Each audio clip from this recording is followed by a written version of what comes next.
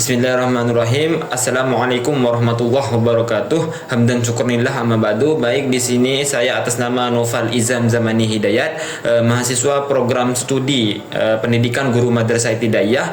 Di sini saya akan memenuhi tugas UTS mata pelajaran pengembangan kurikulum yang diampuh oleh Ibu dosen Nur Fatimah MPD.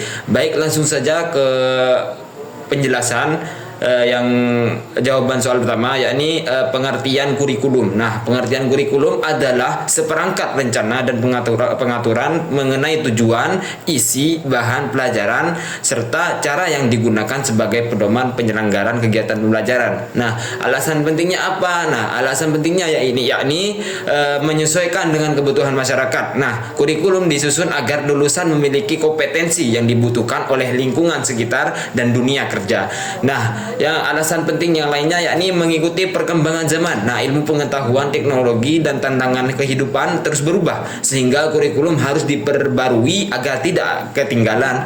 Nah, terus yang lainnya yakni mencapai tujuan pendidikan nasional. Nah, membentuk manusia yang beriman, cerdas, terampil, dan berkarakter sesuai falsafah bangsa. Terus yang lainnya juga yakni menjamin kesinambungan mutu. Nah, menjadi acuan standar agar kualitas pendidikan merata di seluruh Indonesia. Nah, jawaban yang nomor 2 yakni landasan pengembangan kurikulum.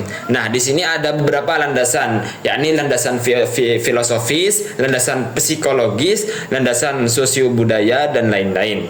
Nah, landasan filosofis berpijak pada pandangan hidup bangsa Pancasila untuk menentukan nilai, tujuan, dan arah pendidikan. Nah, sedangkan landasan psikologis memperhatikan tahap perkembangan secara belajar, minat, dan kemampuan siswa agar materi sesuai usia dan potensinya. Nah, terus landasan sosial budaya menyesuaikan dengan nilai, adat, tradisi, dan kondisi sosial masyarakat tempat pendidikan berlangsung. Nah, prinsipnya apa? Prinsip pengembangan kurikulum yakni relevan sesuai kebutuhan siswa dan lingkungan, fleksibel disesuaikan kondisi sekolah dan daerah. Ya, terus berkelanjutan. Nah, berkelanjutan ini dikembangkan secara bertahap dan terus-menerus dan menyeluruh. Nah, meliputi aspek sikap, pengetahuan, dan keterampilan. Nah, terus peranan kurikulum. Nah, peranan kurikulum ini ada beberapa, yakni sebagai alat pencapai tujuan, mengarahkan proses belajar ke kompetensi yang diinginkan. Nah, terus yang kedua yaitu sebagai pedoman guru. Nah, panduan dalam merencanakan dan melaksanakan pembelajaran.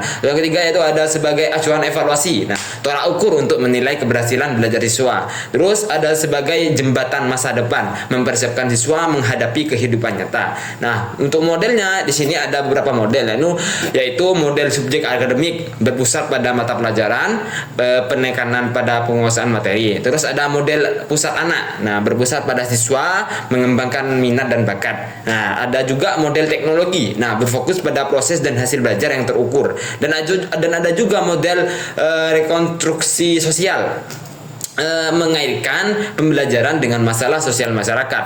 Nah, hubungannya apa di 4 model tersebut? Yakni pemilihan model menentukan bagaimana kurikulum menjalankan perannya. Misal, mode pusat anak membuat kurikulum berperan lebih mengembangkan potensi dibandingkan sekadar menyampaikan materi.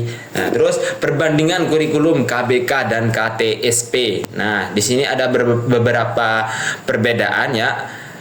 Untuk yang KBK, untuk tujuannya yaitu mencapai standar kompetensi yang jelas dan terukur. Nah, sedangkan yang KTSP mencapai kompetensi dasar dengan fleksibilitas sekolah. Nah, untuk ciri utamanya yang KBK yaitu berpusat pada kompetensi, penilaian berbasis kinerja, dan sedangkan yang KTSP sekolah menyusun silabus sendiri sesuai kondisi daerah.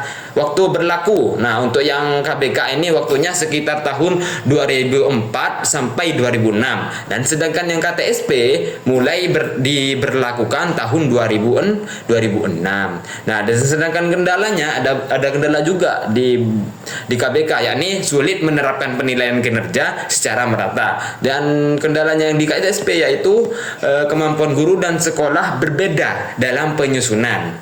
Itu. Nah, terus yang soalan nomor 5, perbandingan kurikulum 2013 dan kurikulum Merdeka. Nah, di sini ada beberapa perbandingan juga di antara kurikulum 2013 dan kurikulum Merdeka.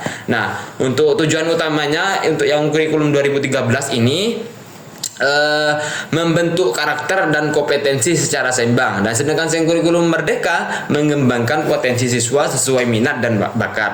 Nah, untuk pendekatannya, untuk yang kurikulum 2013 ini tematik terpadu, ilmiah, mengamati, menanya, dan mencoba.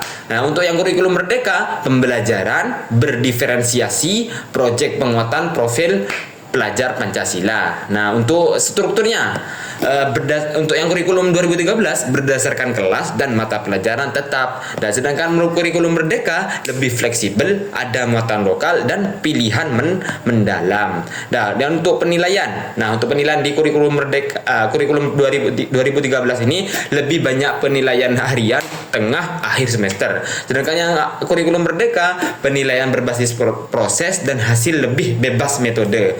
Nah, untuk kelebihan kurikulum 2013 ini terstruktur jelas, terintegrasi sikap dan pengetahuan. Nah, sedangkan yang kurikulum Merdeka memberi kebebasan guru dan siswa sesuai kondisi daerah. Nah, dan untuk kendalanya, dan ada juga kendala ya di kurun 2013 ini, yaitu terlalu padat materi, guru terbebani administrasi. Nah, sedangkan yang kurikulum Merdeka membutuhkan kesiapan fasilitas dan kompetensi guru yang tinggi. Nah, mungkin itu saja yang dapat saya sampaikan.